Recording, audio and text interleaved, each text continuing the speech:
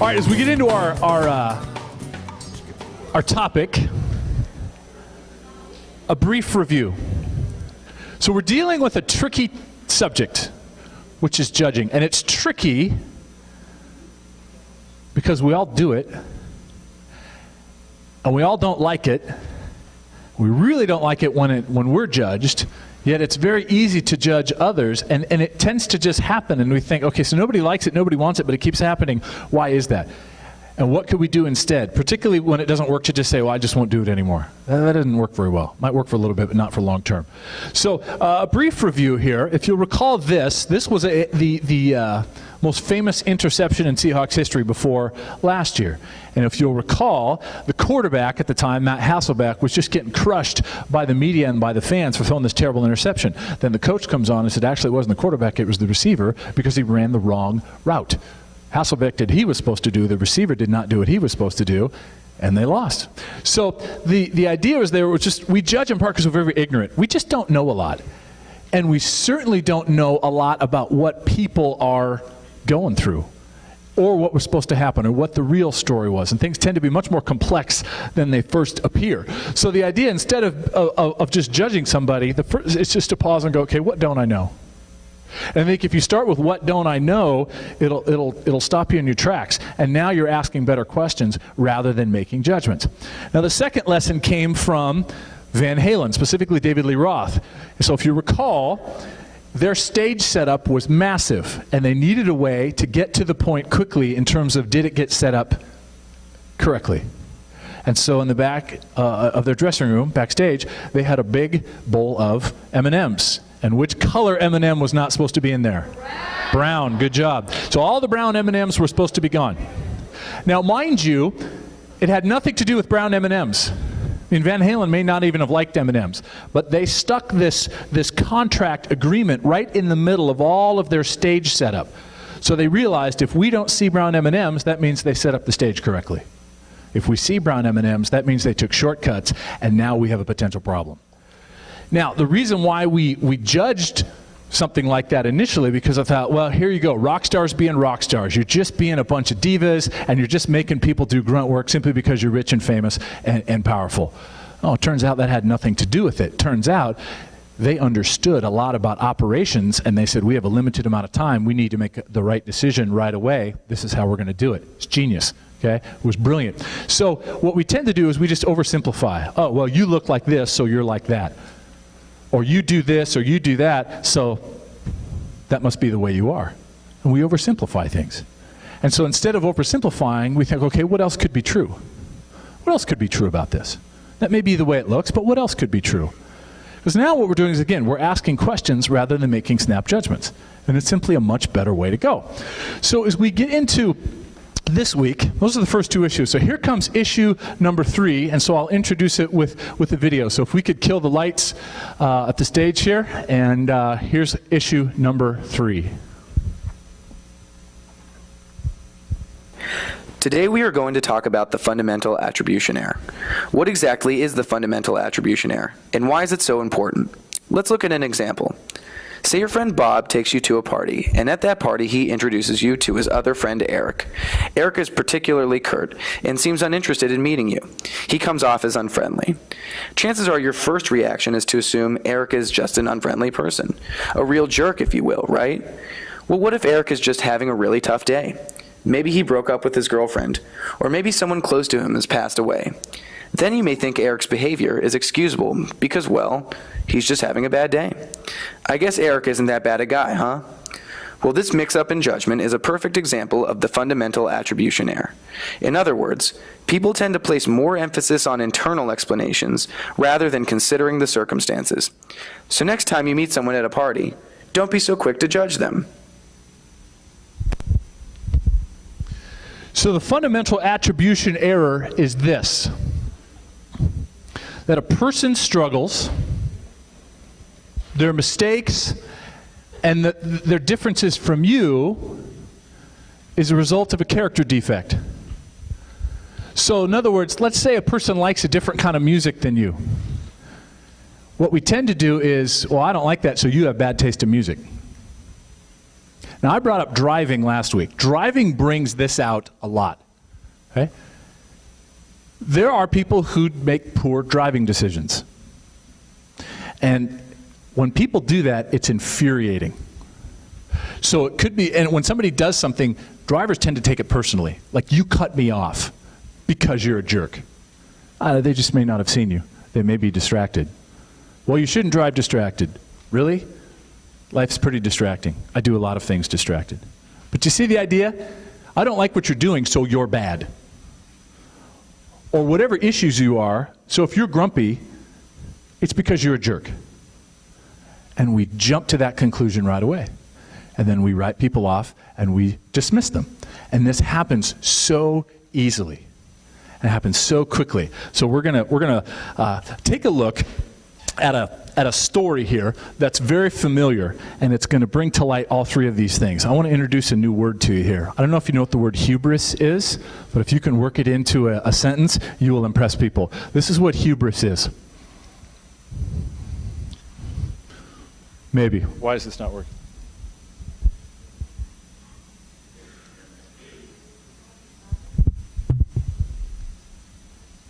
No? My computer has frozen. Outstanding. So hubris is this. Hubris is arrogance and pride. Hubris is just thinking very highly of yourself. And when you think highly of yourself, you by nature think less of everybody else. And so when you really think something is cool, anything that's different than that is lame. Why is this not, speaking of lame, why is this not working? All right. Okay, well, I'm going to have to kind of try this. Just a minute.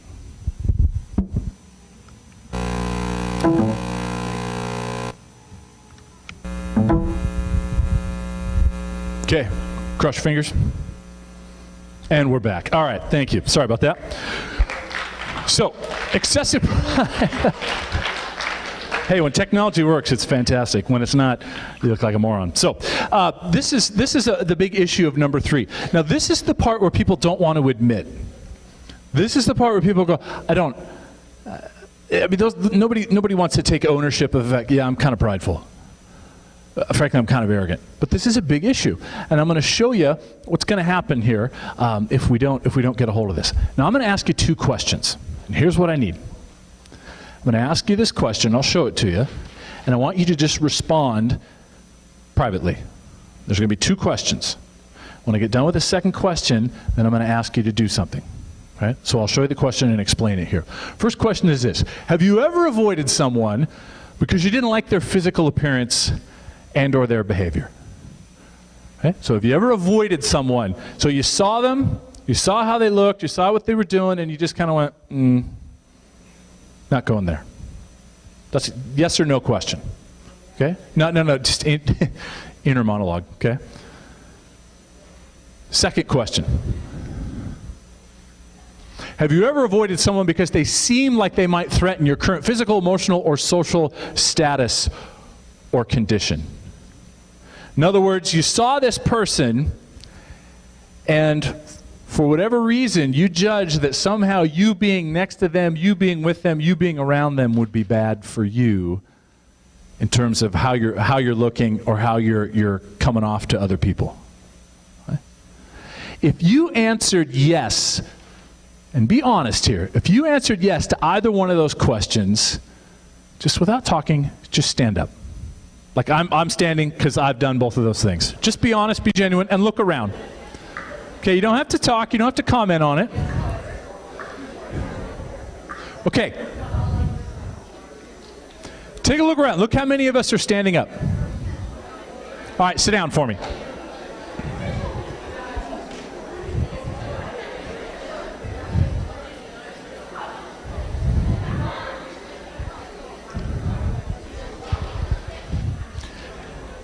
Now we're going to take a look, I hope a new look, at, for many will be a very familiar story.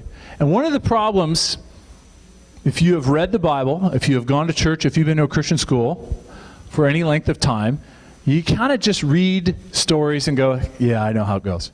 We tend to read it based on information, or we know the order of the story. But like a lot of things, it's much more complex than it looks. So we're going to take a look at a very familiar story out of the New Testament, and you're going to see examples of ignorance, oversimplified stereotypes, and a fundamental attribution error all in the same story, all in 12 verses. And you're going to see it in the story, but you're going to see it oftentimes in your own reaction. Okay, so here's the story. I'll read it, but you read it up on the screen with me here. So this is Jesus talking. He says, "Behold, a lawyer stood up to put him to the test, saying, 'Teacher, what shall I do to inherit eternal life?'" Now this is a Pharisee asking this. And Jesus said to him, "Well, what's written in the law? How do you read it?" And he answered, "Well, you shall love the Lord your God with all your heart, with all your soul, and with all your strength, and with all your mind, and your neighbor as yourself." Now any Pharisee is going to know this. They've been raised on this. They get it. These are the greatest commandments. And he said to him, "Well, you've answered correctly. Do this and you will live." But he, the Pharisee, desiring to justify himself, said to Jesus, "And who is my neighbor?" So you have to understand something about Pharisees. They lived by religious law, which is all about rules.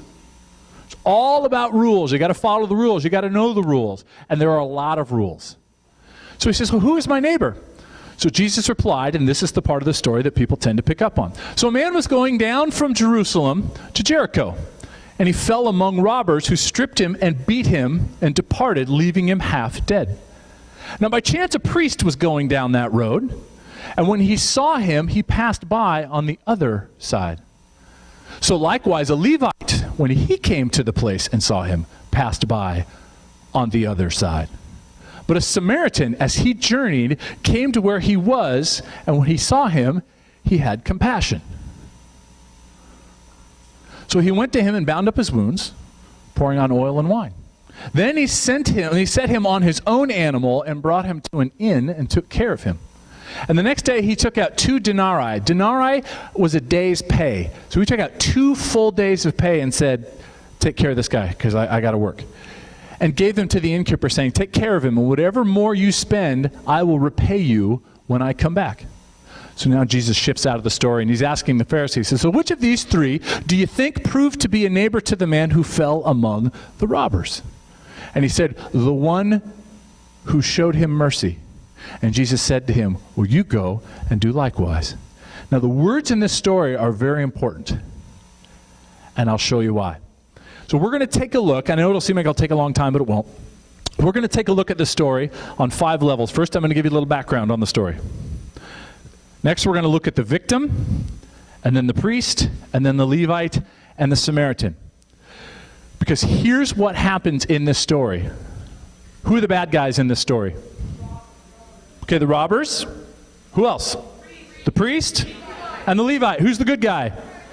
Good Samaritan. Right? And now if you ask people too, and they've done this in surveys, they say, who do you think you would be more like? I mean, how many people do you think are going to go, well, the Levite? Because the Levite's a bad guy, right? They're not going to go, well, clearly the priest. No, who do they identify with? The Good Samaritan, right? Because the bad guys are the priest and the Levite. So here's what happens. Here's what you need to know. This is the actual road. Can we get lights off the screen here for a second? That would help. This is the actual road they're talking about. Like, it's not a made-up road. It's an actual road. This road is 17 miles long. And mind you, people are primarily going on foot. And it drops from beginning to end 3,000 feet. So when they said he's going down, he literally means going down. And that's really important for this story. And finally, this is a road you don't want to be on. Robbers were a big issue because you'll see there's lots of blind corners and so on. So they'll just wait to ambush you and take your stuff and leave. And there are no cops. So if you went on this road, you in some ways took your safety, took your life into your own hands. So when the story says they went down and there were robbers, that's a real thing. Real road, real place. So now here's the victim, just going in order of how it's mentioned. It says 2 things about our victim because we don't know much about him. Now, when it says they were stripped, so they're naked. Now, this is kind of an issue for a dude anyway, if you come along a naked body. All right, what do I do with that? All right? But you have to understand something. This society, much like our own, was categorized by what you wore. Meaning you could tell what type of person you were dealing with, what type of religion, what town, what race, by what they wore. Well, if they don't have any clothes on, you can't tell. So there's a key indicator that's lost here.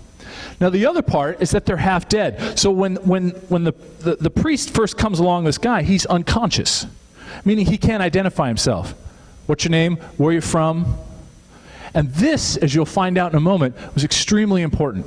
So the two most important identifiers about this guy are not available to the three people in the story, starting with the priest. So now let's get to the priest. Here's what you need to understand. The priest lived his entire life, and I mean his entire life, governed by religious law. These guys were the rule followers. They were the rule followers. And so religious law said this: if you come within 6 feet of either a dead body or something that is impure, you are in trouble. Now 6 feet is from here to here. That's why I have this out here. So you get a sense. This is how much 6 feet is. So if I'm this priest and I see this dude lying where that chair is, this is as close as I can get if I want to keep the rules. And so, but obviously the guy didn't die with chairs and caution tape going, this is 6 feet. This is your no-fly zone. So the priest has to make a decision. So he sees this body, and what does he know about this body? It's in trouble. That's all he knows. So if the priest gets within 6 feet, he doesn't even have to touch it, just get within 6 feet of it, this is what happens to him.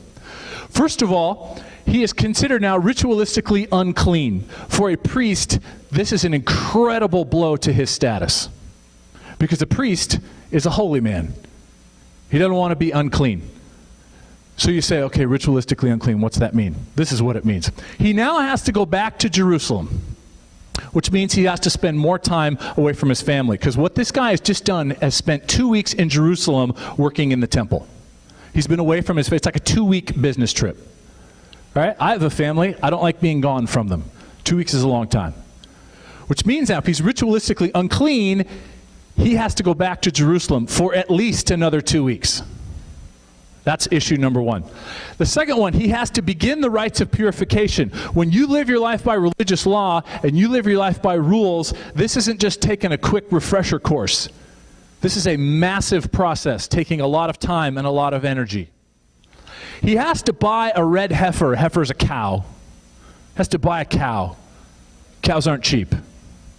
So that's going to cost him money. He now has to sacrifice the cow. And of course, not just sacrifice it, but according to religious law. So that's going to take time. That's going to take effort. And now this is, and the word sinners is in yellow here because, like if I said, this is rhetorical, so don't actually do it, but if I said, okay, raise your hand, if you're a sinner.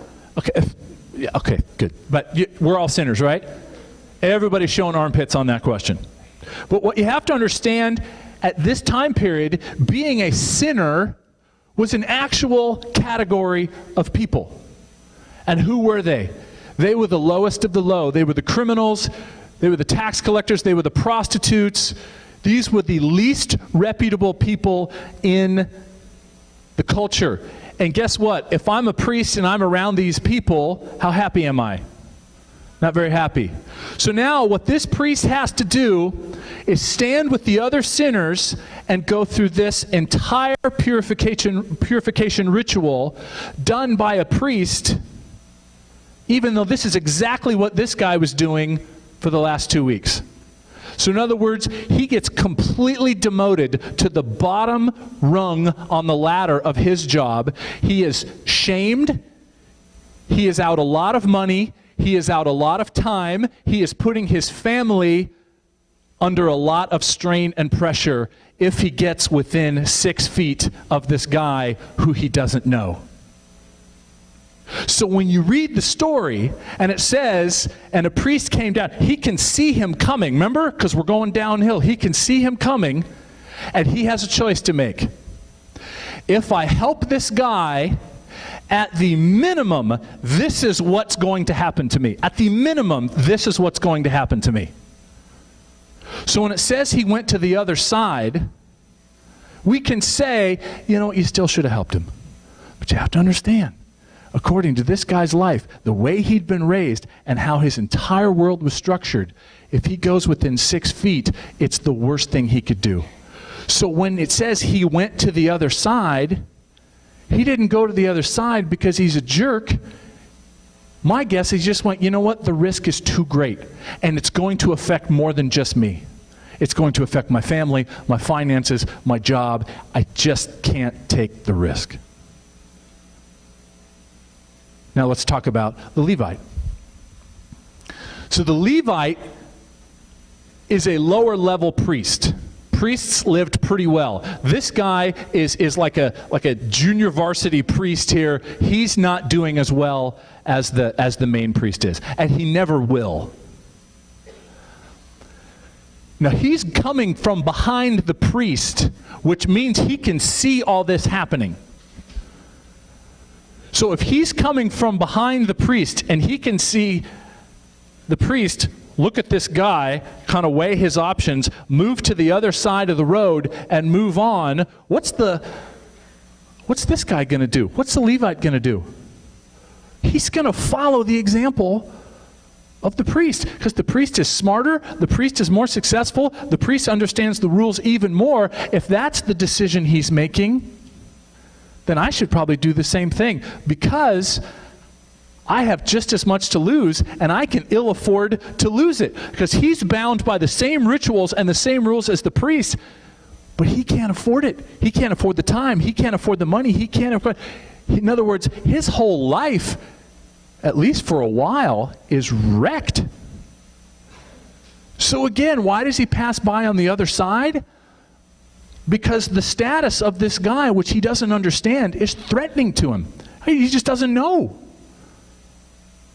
It's not because he's a snob, it's because the risk was simply too great based on the system of life that he lived by.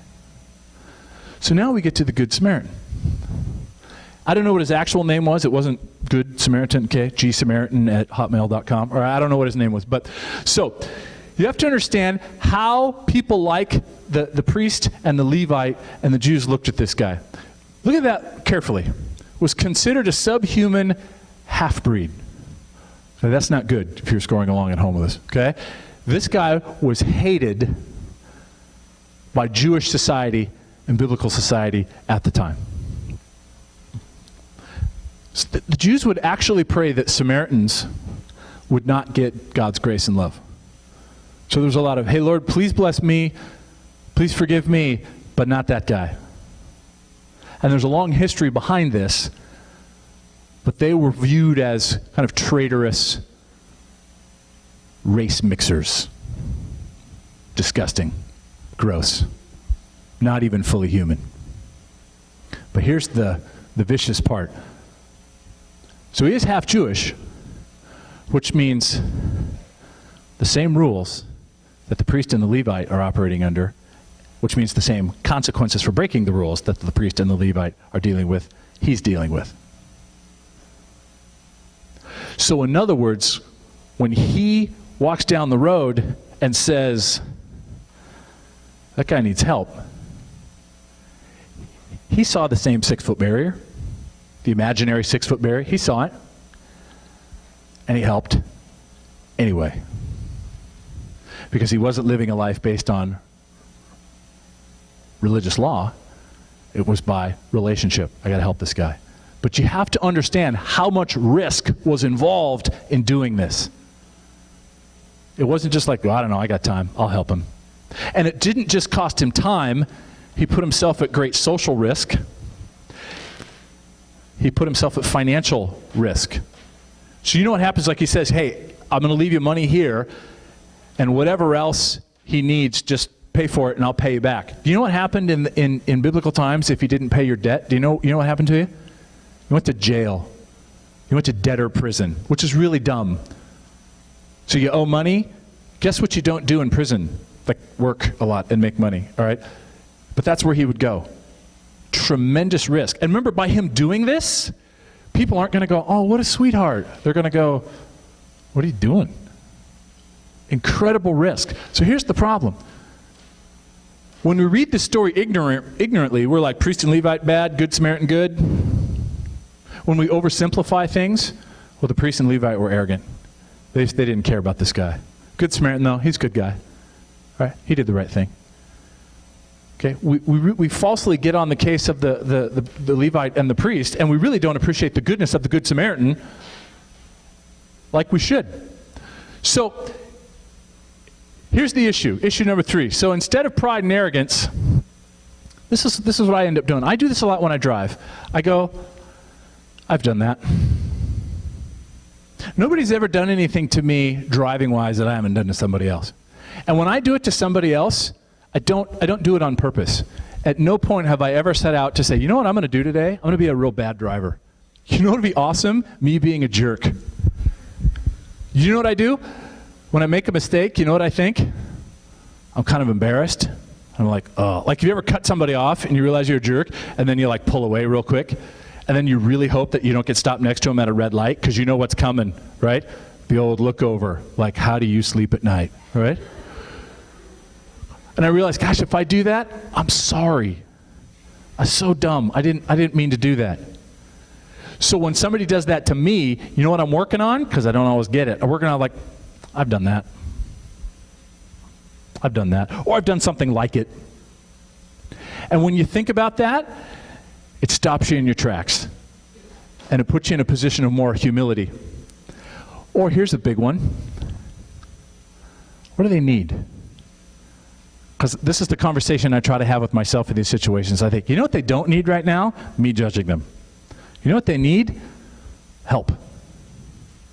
I don't know what that help looks like, but I'm going to do much more good if I can help somehow than I will be by judging them going, pfft. I had a student once, he borrowed a pen from me, and I asked for it back in class, and he got really mad at me for asking for my own pen back. And so you know how he gave it back to me? He threw it at me. Okay? Now this was early on in my teaching career when I weighed like 300 pounds. Right? And I was just like a giant neck with a head, right? And my first reaction was like, did that just happen? Right? Because the rest of the class saw it and they were like, ooh, okay? And I was like, I had the presence of mind for once in my life to go, there's got to be something else going on here. Because it's not that great of a pen. It's not like, I really don't want to give it back. It's a pen. Okay, long story short, his parents are going through a divorce. And his dad was leaving the family again. Just taking off. I don't want to deal with you anymore. You know what? I'd probably throw a pen at me too. You just don't know. It's so easy to oversimplify and just go, geez, you jerk. No, if I'm 14 and that's happening to me, I'm not in a good mood. And I'm probably going to overreact to things like, can I have my pen back? There's an opportunity to love rather than just go, how dare you? The kid doesn't need discipline. He needs a hug. So, final thoughts here. Here's what I'm working on. In situations where I'm tempted to judge, I keep thinking, all right, my job is not to convict and condemn, and certainly to withhold love. Because we think somehow if I withhold love from you, that'll teach you a lesson. Can you imagine if Jesus does that? I'd be toast. And work on your own heart. That's why I just come back to, okay, what don't I know? What else could be true? I've done that. Because what that does is that puts me on a place of equal footing. So final thoughts here before I let you go. When you're tempted to judge, and it's going to happen all the time for the rest of your life, first thing you do is try to slow down. Okay, what don't I know? What don't I know? You'll be amazed at how much you don't know. And the older you get, the less you'll know. Secondly, ask yourself, okay, why do I think that? Is this an issue in my heart or is it in their heart? I think you'll find oftentimes Your own heart is the issue. Your own heart is the problem. So slow down. Why do I think that? And then finally, find common ground. Because nobody wants to be judged. Now, this doesn't mean you don't have an opinion. It doesn't mean you don't make decisions. We do that all the time. But our job is not to condemn people. Our job is not to convict people. Our job is to love people. Our job is to treat people with empathy. And if you find common ground, you're going to be less likely to just nail people and feel superior. And you'll break that 6-foot barrier. One of the questions I'd ask you just to think about, at Bellevue Christian, what are our 6-foot barriers that we have here? Because we avoid each other a lot. Because we're afraid of something or we perceive something to be. At some point, somebody's got to be like the Good Samaritan and break the 6-foot barrier. Okay? Let's pray, and we'll send you back to clubs where you do your survey and some post-chapel reflections. Father, thank you for your love for us. You have the right to condemn and convict us, yet you tell us in your word that we needn't fear you. Lord, thank you for your grace. Thank you for your patience with us. Thank you for being slow to anger and quick to love. Help us to be like that with each other. Help us to be grace givers. Help us to forgive each other, to be patient with each other, and to ask, how can I help, rather than why are you like that? In your name, amen. Thank you, folks.